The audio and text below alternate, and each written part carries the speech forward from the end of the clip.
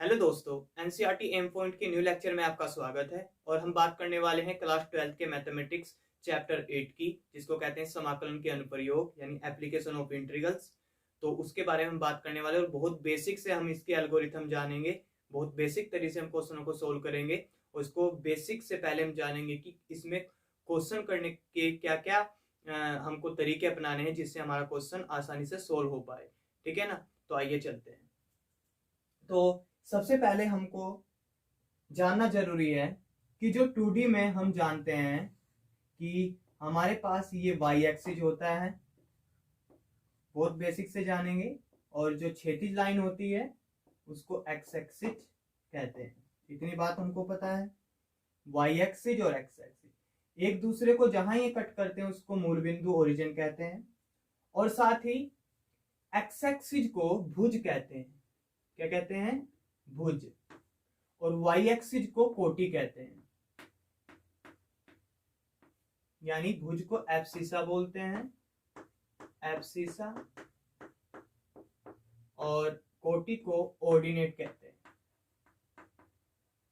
Ordinate. ठीक है। अब हमको ये पहले से ही पता है कि एक्स एक्सिस लाइन पर y 0 होता है हमेशा। एक्स एक्सिस लाइन पर y 0 होता है। y एक्सिस पर पूरी यहां पर भी, यहां पर भी, यहां पर भी, सभी जगह x इक्वल टू 0 होता है। इतनी बातें हम अच्छी तरीके से जानते हैं, पहले से ही जानते हैं। अब इसके बाद और जानने वाली बात क्या है आपके सामने कि यदि आपको सबसे पहले हमको ग्राफ जानने जरूरी है इसमें। तो ग्राफ सीख लेते हैं हम धीरे धीरे इनको करके। ठीक है। तो सबसे पहले हमको एक ग्राफ समझना है कि एक्स अक्ष के समांतर, एक्स अक्ष के समांतर, एक्स अक्ष के समांतर रेखा का समीकरण। कौन सी रेखा का? सरल रेखा का समीकरण। अब ये सरल रेखा क्या होती है?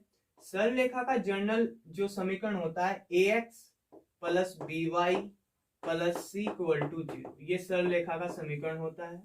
ठीक है। जहां पर x और y एक एक पावर, एक एक डिग्री रखे हुए, यहां पर भी 1, यहां पर भी 1, तो उसी को हमने यहां बोला है कि रेखा का समीकरण, यानी x अक्ष के समांतर सरल रेखा का समीकरण। x अक्ष के समांतर सरल रेखा का समीकरण का मतलब यह हुआ कि हमको x अक्ष के समांतर ही रेखा खींचनी है। तो मान लो इस पॉइंट पर कहीं पर 2,0,2 है, 0,2 है कहीं पर भी। ठीक है। तो मुझको x अक्ष के समांतर रेखा खींचनी है। तो x अक्ष की समांतर रेखा क्या होगी? ये लाइन देखकर ये बताओ आप, इस पॉइंट पर, इस पॉइंट पर x की वैल्यू 0 है। और जब इस पॉइंट पर x की वैल्यू 0 है तो 0,2, ये जो लाइन x अक्ष के समांतर है, इस पूरी लाइन पर y की वैल्यू 2 है। तो y इक्वल टू 2। तो हमेशा जो भी लाइन x अक्ष के समांतर हम खींचेंगे, जो भी लाइन हमेशा हम x अक्ष के समांतर खींचेंगे, उस x अक्ष के समांतर रेखा का जो समीकरण आएगा वो y इक्वल टू b लिखेंगे। b यहां पर कोई भी नंबर होगा, कोई भी संख्या होगी। ऐसे एक और एग्जांपल ले लेते हैं हम। बाई चांस हमारे पास 0,-3 है, यहां पर पॉइंट है जो, तो मुझको एक्स अक्ष के समांतर इस पॉइंट, इस बिंदु से जाने वाली, एक्स अक्ष के समांतर इस बिंदु से जाने वाली लाइन मेरे को खींचनी है। तो मैं ऐसे ही खींच, इस बिंदु पर, इस बिंदु पर यहां पर x की वैल्यू 0 है, क्योंकि पूरे y एक्सिस पर x की वैल्यू 0 है। तो इसका जो समीकरण आएगा y इक्वल टू -3 आएगा। तो दोनों समीकरण से ये पता लगा कि जब भी हम x अक्ष के समांतर रेखा खींचेंगे, ड्रॉ करेंगे, तो वो y इक्वल टू b के जैसी बनेगी, जहां पर b पॉजिटिव भी हो सकता है और निगेटिव भी हो सकता है।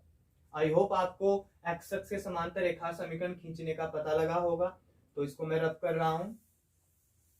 अब इसके बाद हम सेम सिचुएशन सेकंड देखेंगे कि y अक्ष के समांतर रेखा का समीकरण हम कैसे खींचे। यहां पर मैं y ले रहा हूं, y अक्ष के समांतर रेखा का समीकरण। तो हम जानते हैं ये इस ग्राफ के बारे में। ये 0 है। अब y अक्ष के समांतर रेखा, तो y तो ये है, तो इसके समांतर रेखा का समीकरण यदि मैं यहाँ पर एक पॉइंट मान लेता हूं, मैंने मान लिया 3,0, तो y अक्ष के समांतर रेखा का समीकरण क्या होगा, इसके समानांतर हमने एक लाइन खींच दी, किसके समानांतर, y की। अब ये जो लाइन है, इस लाइन का समीकरण क्या होगा, इस लाइन का, क्योंकि इस पूरी लाइन पर x की वैल्यू कितनी है, 3 है। इस पूरी लाइन पर x की वैल्यू कितनी है, 3 है, तो x इक्वल टू 3। तो ये इस रेखा का इस x इक्वल टू 3 का ये क्या बन गया, ग्राफ बन गया। कैसे, क्योंकि y अक्ष से 3 मीटर की 3 इकाई की दूरी पर, पैमाना ले लेते हैं मीटर, कि x y से 3 मीटर की दूरी पर ये लाइन है, तो x इक्वल टू 3।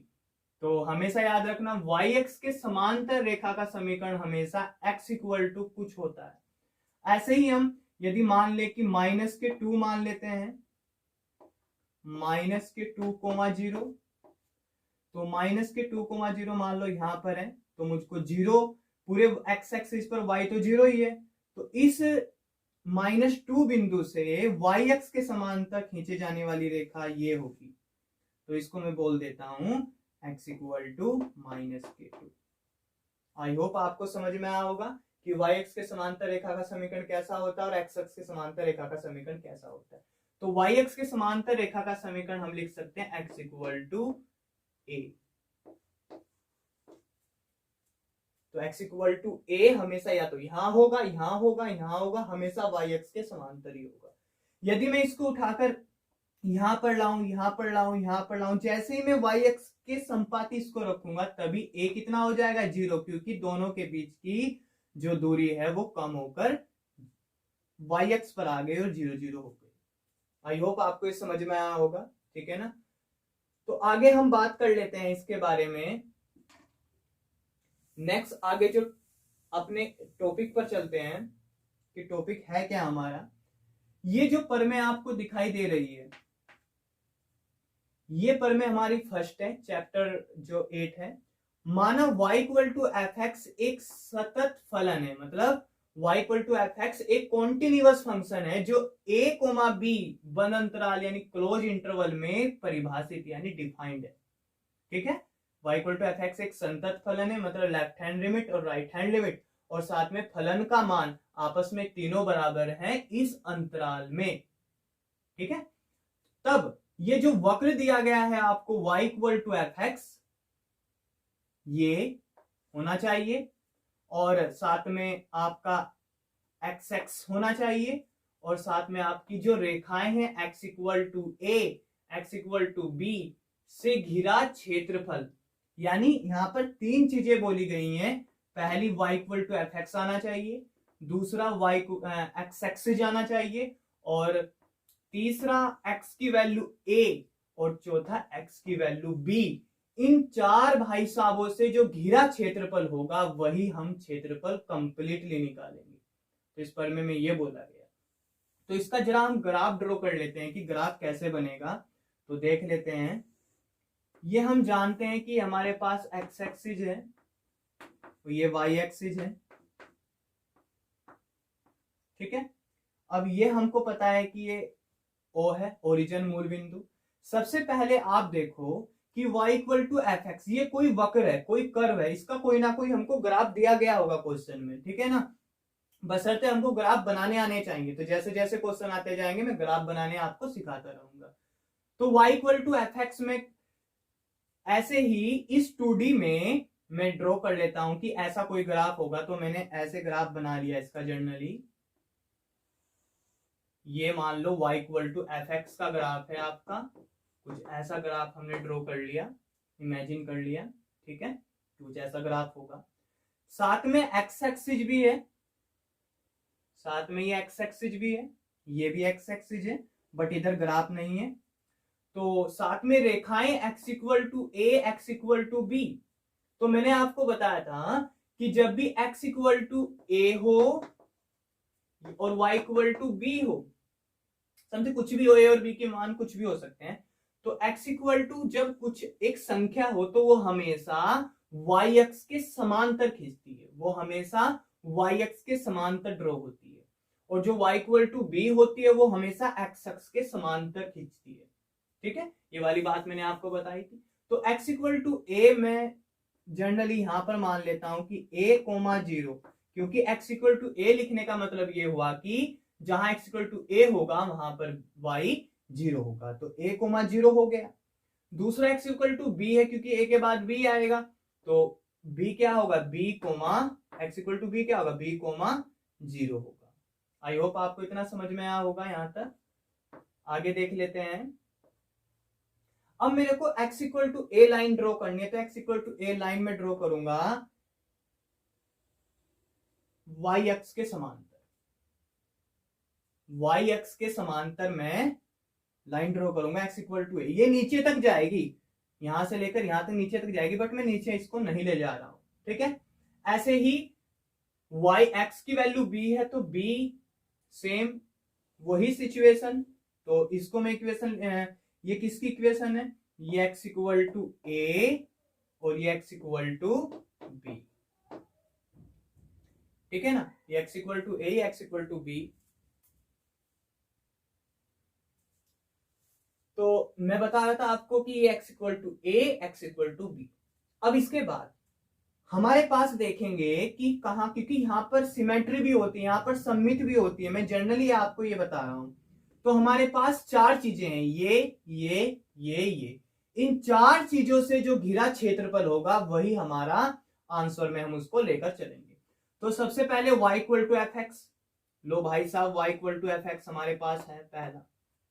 दूसरा x एक्सिस, पूरा x एक्सिस, तो ये वाला x एक्सिस है हमारे पास सेकंड। तीसरा x इक्वल टू ए, ये लाइन थर्ड है हमारे पास। x equal to B fourth point, x equal to B ये भी। तो मुझे बताओ 1 2 3 4 इन चारों से घिरा हुआ क्षेत्रफल कहां पर है। x एक्सिस इसमें भी आ गया, लाइन भी आ गई, इधर लाइन भी आ गई और वक्र भी आ गया। अब आप बोलोगे कि सर ये नहीं हो सकता क्या। अब देखो ये क्यों नहीं हो सकता, इधर वाला क्यों नहीं ले सकते हैं। इसमें x एक्सिस है बिल्कुल, x इक्वल टू ए है बिल्कुल, वक्र भी है, but x equal to B नहीं है, तो इसलिए ये हम नहीं ले सकते। इधर भी देखो वक्र भी है, कर्व भी है और x इक्वल टू बी भी है, बट इधर x इक्वल टू ए नहीं है, तो इधर हम नहीं ले सकते।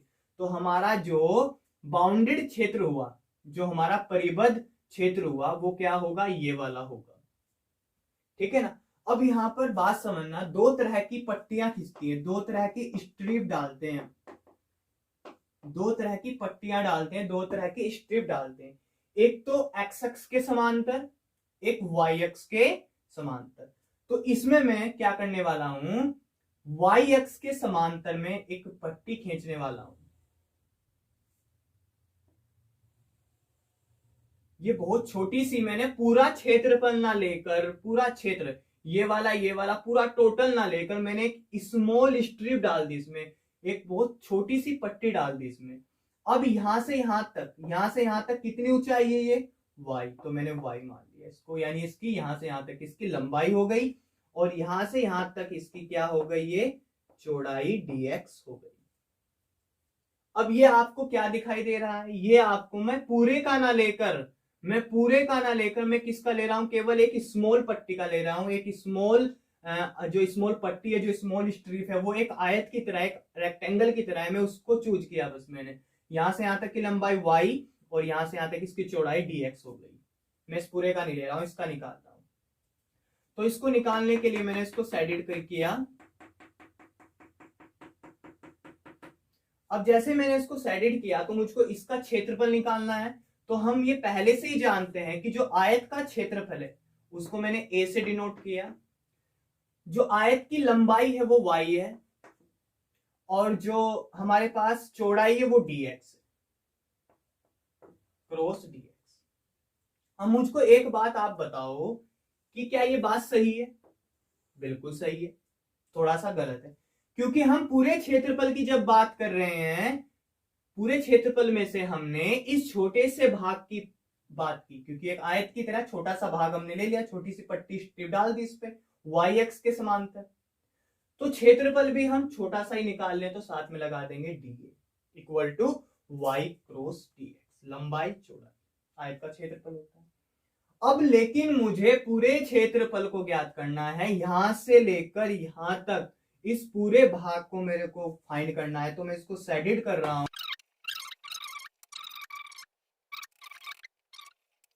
आई होप आपको समझ में आ गया होगा।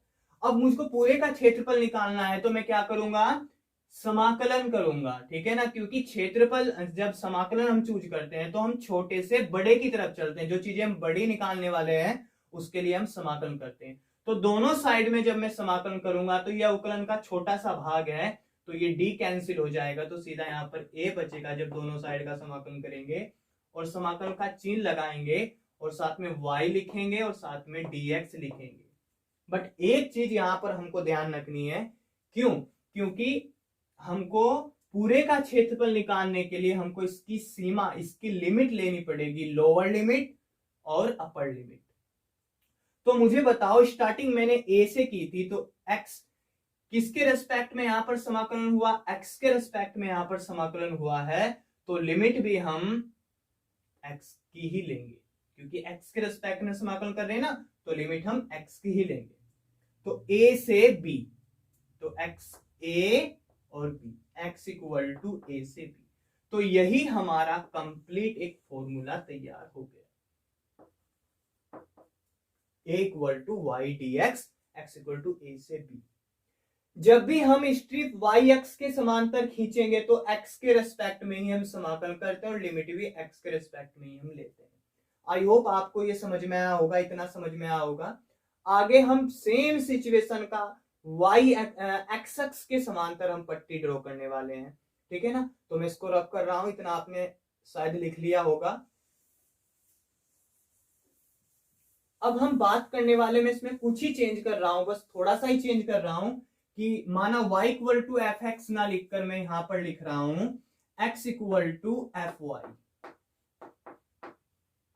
x equal to F Y मैंने यहां पर लिख दिया, ठीक है। एक संतत फलन या सतत फलन है जो ए बी में परिभाषित है, वक्र, इसको मैंने हटा दिया और यहां से x equal to F Y, यानी अब वो y में गिवन है फलन। एक्स एक्स ना लिखकर मैंने यहां पर लिख लिया वाई एक्स, और ये पूरा x जो फलन है वो y में दिया हुआ है, y चर में दिया हुआ है, और वाई एक्स लिया मैंने। और साथ में जो रेखाएं हैं x इक्वल टू ए ना लेकर मैंने y इक्वल टू ए लिया और x y equal to B लिया, y equal to A y equal to B से घिरा क्षेत्रफल। तो इसका ग्राफ समझ लेते हैं जरा ध्यान से, कैसे कैसे हमको इसका ग्राफ आना चाहिए। तो y डैश और ये x और ये x, ठीक है। ये यहां पर हो गया मूल बिंदु ओरिजिन। अब मुझको x equal to F Y वाला ग्राफ बनाना है, तो x equal to F Y वाला ग्राफ में कैसे ड्रॉ कर सकता हूं, तो मैंने कुछ ऐसे वाला ग्राफ लिया। कैसा ग्राफ लिया, कुछ ऐसे वाला मैंने ग्राफ ड्रॉ कर लिया। थोड़ा सा और नीचे ले लेते हैं यहां से। तो ये जो ग्राफ है हमारा, ये ग्राफ है हमारा x equal to F Y, x equal to F Y का एक ग्राफ, ठीक है। अब मेरे को पहली बात आप बताओ कि सबसे पहले x equal to F Y वाला ग्राफ हो गया, y एक्स मेरे को लेना है तो पूरा y एक्स लूंगा मैं, ये पूरा y एक्स लूंगा। तो y की वैल्यू a है और y की वैल्यू b है। मैंने आपको बताया था जब भी y हमको किसी संख्यात्मक मान के बराबर होगा तो y इक्वल टू हमेशा x अक्ष के समांतर लाइन खींचती है, और x इक्वल टू हो तो y अक्ष के समांतर खींचती है। उल्टा सोचो, y इक्वल टू a हमेशा x अक्ष के समांतर, तो y इक्वल टू a है तो यहाँ पर x 0 है, तो इसका मतलब मैं लिख सकता हूं 0, a। तो यहां से मैंने लाइन ड्रॉ की, फर्स्ट लाइन ड्रॉ की मैंने, और इस लाइन का जो समीकरण हमारे पास बना वो बना y इक्वल टू a, क्योंकि इस पूरी लाइन पर y की वैल्यू a। आई होप आपको समझ में आया होगा, ठीक है। सेम ऐसी situation y equal to b, तो y इक्वल टू जो b होगा वो भी इससे तो बड़ा ही होगा ना, और वो भी x अक्ष के समांतर ड्रॉ होगा, तो मैंने x अक्ष के समांतर ये लाइन खींच दी। तो यहां तक समझ में आया आपके y इक्वल टू ये b लाइन, ठीक है। अब मुझको ये देखना है कि 1 2 3 4 इन चारों से घिरा हुआ क्षेत्र कौन सा है, तो वो देख लेते हैं चारों से घिरा हुआ क्षेत्र। तो x equal to F Y पहला ये है इसमें, दूसरा y एक्सिस ये है इसमें, तीसरा y इक्वल टू ए ये भी है भाई, ठीक है। अब इसके बाद y इक्वल टू बी ये भी है भाई। तो इन चारों से घिरा हुआ क्षेत्रफल आपको ये दिख रहा होगा, ये वाला जिसको मैं शेडेड कर रहा हूँ, ये आपको चारों से घिरा हुआ क्षेत्रफल दिखाई दे रहा होगा और यही हमको ज्ञात करना है, ठीक है। जब तक आप बेसिक नहीं समझोगे तब तक कुछ नहीं होने वाला। अब इसके बाद जब ये y में दिया हुआ है तो हम पट्टी किसमें जो स्ट्रिप खींचते हैं वो x अक्ष के समानांतर खींचते हैं और कहाँ डालते हैं, दिए गए कर्व पर डालते हैं। तो y से कर्व पर हमने एक स्ट्रिप डाल दी, जो स्ट्रिप कुछ ऐसे है,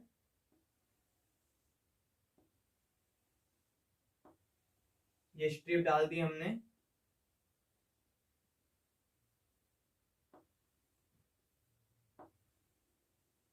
ठीक है, इसके बाद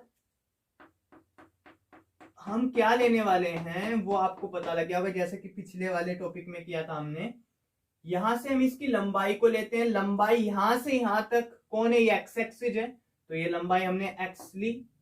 और वाई एक्सिस पर स्मॉल चौड़ाई, बहुत मामूली सी चौड़ाई हमने क्या चूज की, डी वाई, ठीक है। तो इन चारों से घिरा हुआ क्षेत्रफल मेरे को फाइंड करना है, वो मैं कैसे फाइंड कर सकता हूं, वही सेम सिचुएशन वाली कंडीशन जो पहले बताई थी कि क्षेत्रफल ए स्मॉल कर रहे तो डी ए। यदि मैं इनको नाम दूं, जैसे पहले हमने नाम नहीं दिया, ए बी सी और डी, मतलब ए बी सी डी का क्षेत्रफल, पूरे ए बी सी डी का क्षेत्रफल ना ज्ञात करते हुए मैं इस छोटे से का पहले क्षेत्रफल ज्ञात कर रहा हूं। इस स्मॉल पट्टी का नाम दे दो ई एफ जी एच नाम दे दो चाहे, तो इसका छोटे से का क्षेत्रफल डी है, लंबाई कितनी है एक्स, और जो चौड़ाई है हमारी वो डी वाई। तो मैंने आपको अभी बताया था कि यदि मेरे को पूरे का क्षेत्रफल फाइंड करना हो तो मैं इसका क्या करूंगा, समाकलन। तो दोनों साइड मैंने समाकलन किया और डी ए का जब समाकलन करेंगे तो ए बचेगा equal to X D Y, और जो लिमिट चलेगी, लिमिट कहां से कहां चलेगी, क्योंकि हम y के सापेक्ष समाकलन कर रहे हैं, y के रेस्पेक्ट में समाकलन कर रहे हैं, तो लिमिट y में ही हम लिमिट लेंगे। तो लिमिट चलेगी a2, यहां पर यदि मैं y इक्वल टू बी लू, 0, मैं b लू यहां पर, तो लिमिट जो चलेगी, इसको b पॉइंट यदि हमने बोला, लिमिट चलेगी a से, क्योंकि y की वैल्यू है a से b की तरफ, तो a to b, lower limit हमारी कितनी हो गई, a, और अपर लिमिट हो गई हमारी b, और ये किसकी लिमिट है हमारी, ये है y, क्योंकि y के सापेक्ष हम समाकलन कर रहे हैं। आई होप आपको ये इतना समझ में आया होगा। तो ये सेकंड था हमारा, जो हमने आसानी से ये फॉर्मूला तैयार किया। तो दोनों हमने परमे से हमने से घिरा क्षेत्रफल हमने निकाल लिया ये पूरा, ठीक है ना। अब आगे एक और पॉइंट की हम बात करने वाले हैं, ये आप स्क्रीनशॉट या इसको लिख सकते हो, मैं रख कर रहा हूं। इसके बाद हम जो बात करने वाले हैं वो आपके, यदि वक्र अभी तक तो पॉजिटिव में था, अब वक्र यदि बाई चांस नीचे आ जाए, एक्स एक्सिस के नीचे आ जाए निगेटिव में, तो होगा क्या, क्या होगा, ठीक है। अब देखो, मान लो वक्र नीचे बना हुआ है, कुछ ऐसा वक्र बना हुआ है, ठीक है, कुछ ऐसा वक्र बना हुआ है, और साथ में x equal to A, x equal to A तो मतलब a कोमा 0, और x equal to b comma 0, तो हमेशा x इक्वल टू ए हो, चाहे b हो, चाहे c हो, चाहे 2 हो, चाहे 5 हो, वो हमेशा किसके समानांतर ड्रॉ होता है, x अक्ष के। तो x इक्वल टू ए हो, सॉरी y अक्ष के समानांतर, तो x इक्वल टू ए हमेशा y अक्ष के समानांतर, तो मैंने स्ट्रिप डाल दी। सेकंड मैंने यहां पर भी स्ट्रिप डाल दी, पट्टी डाल दी, ये सॉरी लाइन ड्रॉ कर दी, तो x इक्वल टू बी। अब मुझको बोला गया ये वक्र है y equal to F X का वक्र है, ये वक्र है हमारा y equal to F X, ठीक है। अब ये x एक्सिस से नीचे है, तो मैं वही काम करूंगा, स्ट्रिप डालूंगा और इसको मैं y बोलूंगा, और इसको यहां से यहां तक इसकी चौड़ाई dx बोलूंगा। तो इसका क्षेत्रफल यदि हम निकालना चाहे, पूरे का क्षेत्रफल यदि हम निकालना चाहे, तो फॉर्मूला कौन सा लगाएंगे, वही फॉर्मूला होगा ए इक्वल टू, क्योंकि हमने जो पट्टी डाली, स्ट्रिप डाली, वो वाई एक्स के समांतर डाली, तो हम एक्स के रिस्पेक्ट में हम क्या करेंगे, इंटीग्रल करेंगे और साथ में वाई लेंगे और साथ में लिमिट ए टू बी चलेगी। बट एक कंडीशन आपको यहाँ पर ध्यान रखनी है, क्योंकि यहाँ जो वक्र है वो एक्स एक्सिस से नीचे है और वो पूरा वक्र निगेटिव मान को रखे हुए है, ठीक है ना। तो उस निगेटिव को हटाने के लिए हम क्या करेंगे, इस पूरे के ऊपर परिमाण लगा देंगे, यानी मोड लगा देंगे एक वर्ड। तो ये हमारा क्या होगा, जो इसको हम सोल्व करेंगे वही हमारा कंप्लीट आंसर होगा, ठीक है ना। एक इक्वल टू मोड यानी परिमाण, जो इसके एक्स के जो Y equal to F X होगा वो ऋणात्मक मान रखे होगा, तो हम पूरे पर परिमाण लगा देंगे और इसको हम आसानी से सोल्व कर लेंगे, जैसे हमने 11 चैप्टर में सीखा है। तो आई होप आपको ये समझ में आया होगा, ठीक है ना। आज के लेक्चर में इतना ही काफी है, ठीक है ना। जो अगली वीडियो आएगी उसमें हम 8.1 के क्वेश्चन कराएंगे और आपको सिखाएंगे कैसे कैसे आपको ग्राफ ड्रॉ करना है और आपको ग्राफ ड्रॉ कैसे कैसे आने चाहिए, ठीक है ना। तो जिन जिन ग्राफों की हमको जरूरत है वही मैं सिखाऊंगा, ठीक है ना। तो नेक्स्ट लेक्चर में हम बात करते हैं 8.1 एक्सरसाइज से स्टार्ट करेंगे। तो मिलते हैं नेक्स्ट वीडियो में। Thank you.